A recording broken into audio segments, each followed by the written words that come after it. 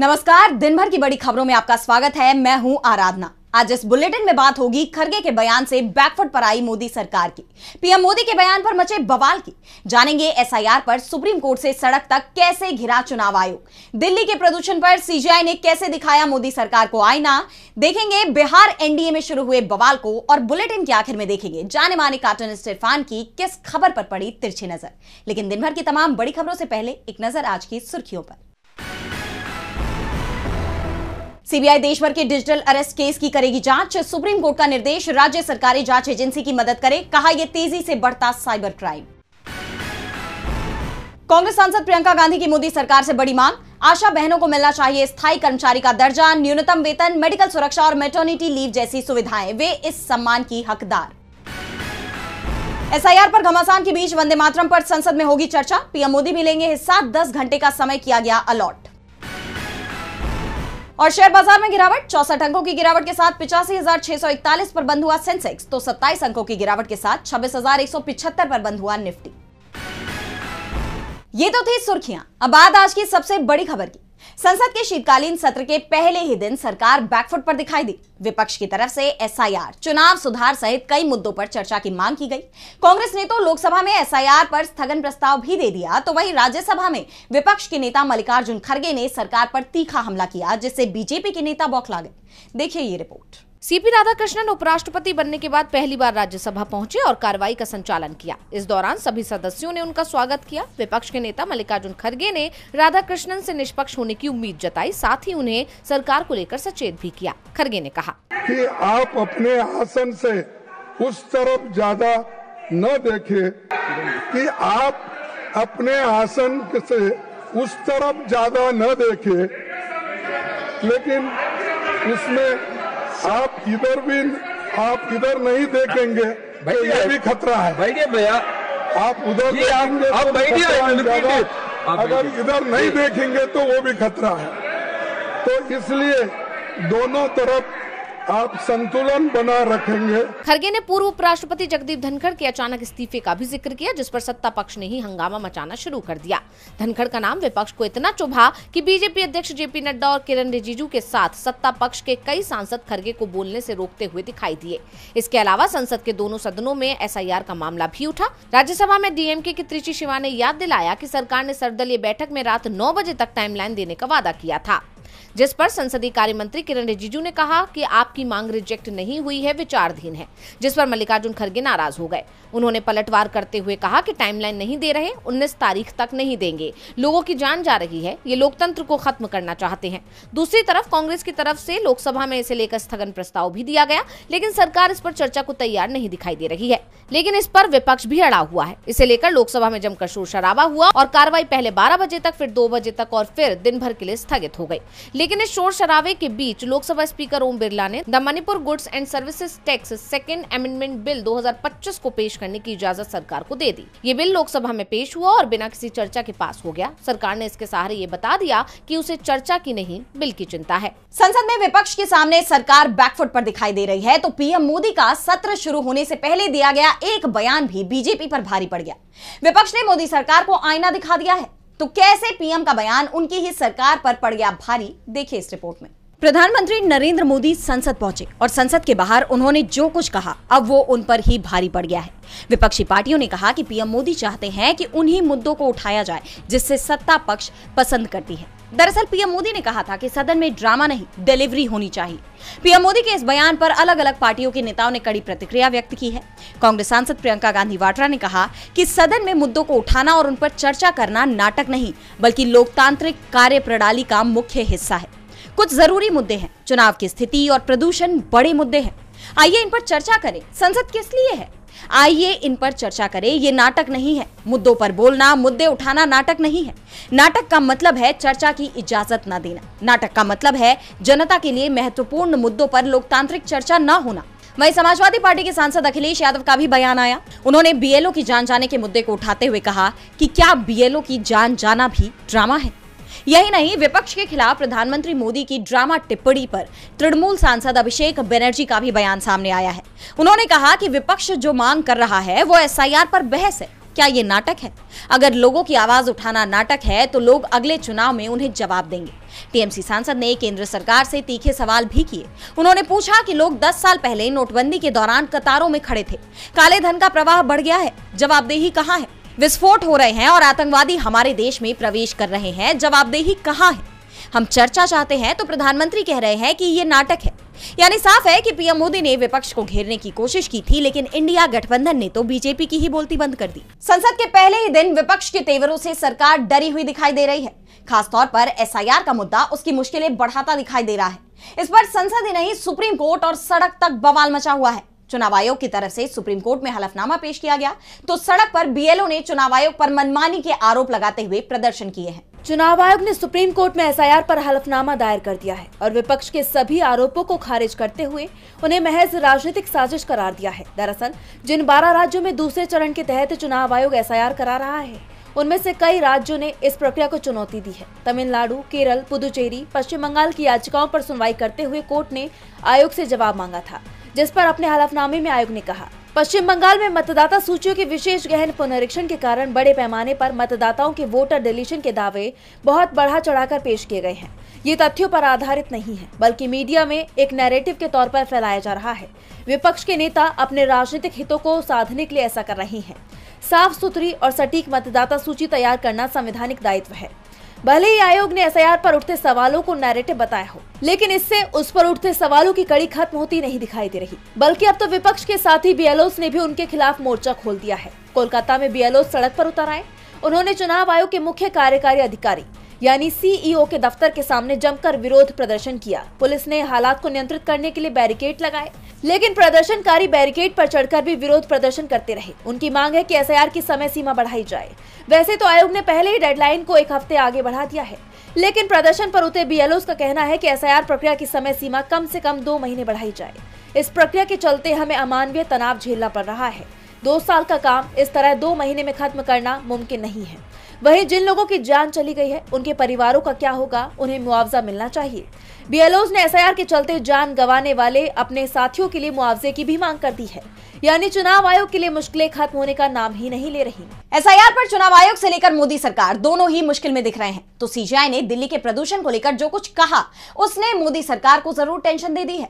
PM Modi मौसम का मजा लेने की बात कह रहे थे, तो सीजीआई ने जो कुछ कहा उससे पूरी बीजेपी का मजा किरकिरा हो गया। तो क्या कहा सीजीआई ने, देखिए इस रिपोर्ट में। प्रदूषण को लेकर देश की सियासत गर्मा गई है। आए दिन दिल्ली धुंध की चादर में लिपटी दिखती है। AQI यानी वायु गुणवत्ता का इंडेक्स लगातार बहुत खराब की श्रेणी में पाया जा रहा है। कभी 350 होता है तो कभी 400 पार। अस्पतालों में मरीजों की संख्या बढ़ रही है। किसी को सांस लेने की दिक्कत तो प्रदूषण ने किसी के फेफड़ों में इन्फेक्शन कर दिया। यानी लोग बेहाल हैं। लेकिन पीएम मोदी आज जब संसद पहुंचे तो उन्होंने मौसम का मजा लेने की सलाह दे डाली। विपक्ष तो पीएम के इस बयान पर नाराज दिखाई ही दे रहा था कि अब सुप्रीम कोर्ट ने भी दिल्ली के प्रदूषण पर तीखी टिप्पणी कर दी है। सीजीआई सूर्यकांत की बेंच ने कहा कि हम हाथ पर हाथ धरे नहीं बैठ सकते, हम कोई अनुमान या अंदाजे पर नहीं चल सकते। समाधान विशेषज्ञों से ही आना चाहिए। वैज्ञानिक विश्लेषण बताइए कौन सबसे ज्यादा योगदान दे रहा है। पराली को राजनीतिक मुद्दा ना बनाएं। कोविड के दौरान पराली थी, फिर भी आसमान साफ था, तब आसमान नीला दिखाई दे रहा था, क्यों? सीजीआई ने सरकार की तरफ से प्रदूषण कंट्रोल करने के लिए अल्पकालिक योजनाओं पर जोर दिया। AQI सुधार के लिए नियमित सुनवाई की बात कही। सीजीआई की इस टिप्पणी ने अब पीएम मोदी के बयान पर उठते सवालों को और गहरा कर दिया है। सुप्रीम कोर्ट की सख्त टिप्पणी ने मोदी सरकार की नींद उड़ा दी है। तो बिहार में सरकार बनने के साथ ही एनडीए में जो टकराव शुरू हुआ है, उसने बीजेपी और जेडीयू दोनों की ही चिंता बढ़ा दी है। क्योंकि बीजेपी की चिंता सीएम पद निकलने के चलते बढ़ी हुई है, तो नीतीश कुमार पर जिस तरह से बीजेपी दबाव बना रही है, उससे जेडीयू नाराज दिख रहा है और स्पीकर पद पर बीजेपी के दाव ने इस नाराजगी को और बढ़ा दिया है। आखिरकार वही हुआ जिसकी आशंका सबसे ज्यादा जताई जा रही थी। नीतीश कुमार बीजेपी से नाराज हो गए हैं। संभवतः उन्होंने गठबंधन सहयोगी से दूरी भी बना ली है। इसकी झलक दिखाई दी विधानसभा के स्पीकर पद के नामांकन के दौरान। बिहार विधानसभा के नए स्पीकर के लिए बीजेपी के वरिष्ठ विधायक और पूर्व मंत्री डॉक्टर प्रेम कुमार ने विधानसभा सचिवालय में अपना नामांकन दाखिल कर दिया। 18वीं बिहार विधानसभा के स्पीकर के रूप में उनका चयन लगभग तय माना जा रहा है। नामांकन के दौरान उनके साथ दोनों डिप्टी सीएम सम्राट चौधरी और विजय सिन्हा तो दिखाई दिए, लेकिन मुख्यमंत्री नीतीश कुमार गायब हो गए। ऐसे में बीजेपी नेता ने तो डॉक्टर प्रेम कुमार को एनडीए का स्पीकर पद के लिए उम्मीदवार घोषित कर दिया, लेकिन उन्हें नीतीश कुमार का समर्थन मिला है या नहीं, इस पर सवाल उठ रही हैं। दरअसल जेडीयू और बीजेपी ने चुनाव भले ही गठबंधन में लड़ा हो, लेकिन इस दौरान दोनों ही पार्टियां कई मुद्दों पर आमने सामने दिखाई दी। पहले सीएम पद पर विवाद था, फिर गृह मंत्रालय को लेकर। दोनों दलों के बीच सहमति बनी कि नीतीश सीएम बनेंगे और सम्राट चौधरी को गृह मंत्रालय दिया गया, लेकिन स्पीकर पद पर दोनों दलों में फिर टकराव देखा गया। नीतीश कुमार अपनी पार्टी के लिए स्पीकर पद की डिमांड पर अड़े हुए थे, लेकिन ऐसा होता नहीं दिखाई दे रहा। उनकी सरकार में ज्यादातर महत्वपूर्ण विभाग और पद बीजेपी ने अपने ही पास रख लिए हैं। कहा यह भी जा रहा है कि बीजेपी ने नीतीश को धोखा दे दिया है। इस पर नीतीश की नाराजगी भी दिखाई दे रही है। बीजेपी के स्पीकर के नामांकन से उन्होंने दूरी बना ली। अब सवाल ये भी उठ रहे हैं कि क्या वो कोई बड़ा फैसला भी कर सकते हैं, क्योंकि नीतीश के पास अब भी महागठबंधन का ऑफर है। ऐसे में बिहार की सियासत में अब क्या मोड़ आता है, ये देखना होगा। बिहार एनडीए में टकराव शुरू हो गया है तो महाराष्ट्र एनडीए में तो टूट साफ साफ दिखाई दे रही है। डिप्टी सीएम और शिवसेना चीफ एकनाथ शिंदे ने अपने गठबंधन सहयोगियों पर ही तीखा हमला बोला है। बीजेपी को तो गठबंधन धर्म की याद तक दिला दी है। तो क्यों बीजेपी पर भड़के एकनाथ शिंदे, देखिए इस रिपोर्ट में। महाराष्ट्र की महायुति सरकार में बवाल मचा हुआ है। दोनों के बीच की दरार अब और गहरी होती हुई नजर आ रही है और अब महाराष्ट्र में स्थानीय निकाय चुनाव से पहले शिंदे गुट की शिवसेना को बड़ा झटका लगा है, जिसके पीछे बीजेपी का हाथ माना जा रहा है। दरअसल महाराष्ट्र के सांगोला में एकनाथ शिंदे गुट के प्रमुख नेता और पूर्व विधायक शाहजी बापू पाटिल के कार्यालय पर लोकल क्राइम ब्रांच और चुनाव आयोग का अचानक छापा पड़ गया। और इतना ही नहीं, सांगोला में विधायक बाबा साहेब देशमुख के प्रचार कार्यालय का चुनाव अधिकारियों ने निरीक्षण भी किया। शाहजी बापू पाटिल ने इस घटना के पीछे बीजेपी का हाथ बताया है। उन्होंने आरोप लगाया कि बीजेपी ने ये कार्रवाई इसलिए की है क्योंकि सांगोला नगर परिषद चुनाव में उसे अपनी हार दिखाई दे रही है और उसके पैरों तले रेत खिसक गई है। शिंदे के नेता के खिलाफ ये कार्रवाई उस वक्त हुई है जब हाल ही में शिवसेना के विधायक नीलेश राणे पर यह आरोप लगाए गए कि उन्होंने जबरन बीजेपी समर्थित नेता के घर में घुसकर यह दावा किया कि उन्हें स्थानीय निकाय चुनाव में बांटने के लिए नकदी से भरा हुआ बैग मिला। और इस मामले में नीलेश राणे के खिलाफ एफआईआर भी दर्ज हुई, जिस पर एकनाथ शिंदे ने बीजेपी को चेताया था कि अगर उनके नेताओं को तंग किया गया तो उनके गुस्से का सामना करना पड़ेगा। और अब शिंदे के नेता के खिलाफ हुई इस कार्रवाई के बाद बीजेपी पर बदले की कार्रवाई के आरोप भी लगने लगे हैं। हालांकि मुख्यमंत्री देवेंद्र फडणवीस ने इन आरोपों पर सफाई देते हुए कहा कि इसमें सत्ता पक्ष और विपक्ष जैसी कोई बात नहीं है, ये बस चुनाव से पहले की कार्रवाई है जो उनके साथ भी हो रही है। लेकिन महाराष्ट्र में पिछले कई दिनों से लगातार जो घटनाक्रम सामने आ रहे हैं उससे ये तो साफ हो गया कि बीजेपी और शिंदे गुट की शिवसेना के बीच दरार अब इतनी बढ़ चुकी है जिसे समेट पाना बीजेपी के लिए बहुत मुश्किल होने वाला है। शिंदे बीजेपी पर भड़के हुए हैं तो बीजेपी के नेता भी पार्टी से नाराज दिखाई दे रहे हैं। मध्य प्रदेश की पूर्व सीएम उमा भारती ने तो अपनी ही सरकार पर तीखा हमला कर दिया। उन्होंने मध्य प्रदेश में भ्रष्टाचार को लेकर बड़ा बयान दिया है। कहा है यहां जहां देखो वही भ्रष्टाचार दिख रहा है। तो क्या कुछ कहा उमा भारती ने, देखिए इस रिपोर्ट में। मध्य प्रदेश की मोहन सरकार मुश्किलों में घिरती दिखाई दे रही है। उनके अपने ही नेता ने सरकार की पोल खोलकर रख दी है। उमा भारती टीकमगढ़ जिले में मां के मायके से अपने मायके तक की यात्रा कर रही हैं। यात्रा के दौरान उन्होंने खुद की ही बीजेपी सरकार को घेर लिया। मोहन सरकार पर उन्होंने भ्रष्टाचार के आरोप लगाए। पूर्व सीएम ने राज्य में भ्रष्टाचार और असमानता की बात कहकर कई अटकलों को हवा दे दी। उन्होंने कहा कि भारी भ्रष्टाचार एवं सुविधाओं की असमानता से लोग अंदर ही अंदर धधक रहे हैं। मैं इस विषय पर भोपाल पहुंचकर मुख्यमंत्री मोहन यादव से बात करूंगी। इसके साथ ही उन्होंने सीएम मोहन यादव के सामने आने वाली कई चुनौतियों के बारे में बात की और कहा कि सरकार के सामने कई चुनौतियां हैं, जैसे मध्य प्रदेश का आधुनिकीकरण, मध्य प्रदेश में हुए निवेशों का धरातल पर आना, उनसे रोजगारों का सृजन होना, शराब नीति का ठीक से निरीक्षण करते रहना, सरकारी शिक्षा, सरकारी स्वास्थ्य की व्यवस्था में सुधार, भ्रष्टाचार मुक्त शासन और प्रशासन एवं पुलिस व्यवस्था। अब उनके इस बयान के कई मायने निकाले जा रहे हैं। कहा जा रहा है कि उन्होंने अपनी ही सरकार पर गंभीर आरोप लगाकर उन्हें कटघरे में खड़ा कर दिया है। हालांकि उन्होंने बाद में ये भी कहा कि सीएम इन चुनौतियों से निपटने में सक्षम है, लेकिन उमा भारती के बयान से मोहन यादव सरकार की परेशानी बढ़नी तय मानी जा रही है। और बुलेटिन के आखिर में देखेंगे जाने माने कार्टूनिस्ट इरफान की किस खबर पर पड़ी तिरछी नजर।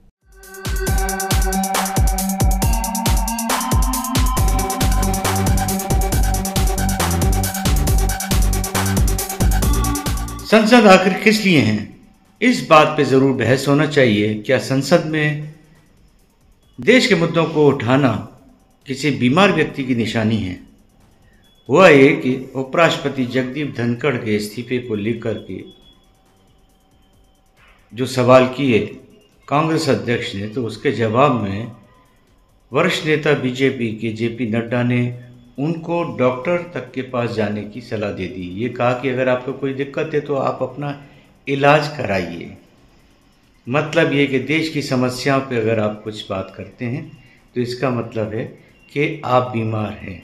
और इसके लिए नड्डा जी आपको ये बता देंगे कि किस सवाल के लिए आपको किस डॉक्टर से मिलना चाहिए, क्योंकि समस्याओं का हल तो शायद अब संसद में नहीं होता है, नहीं मिलता वो हल।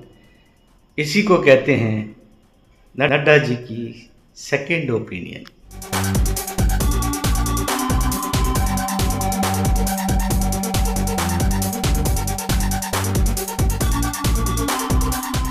बहुत बहुत शुक्रिया इरफान जी। तो आज इस बुलेटिन में इतना ही। आप देखते रहिए डीबी लाइव। नमस्कार।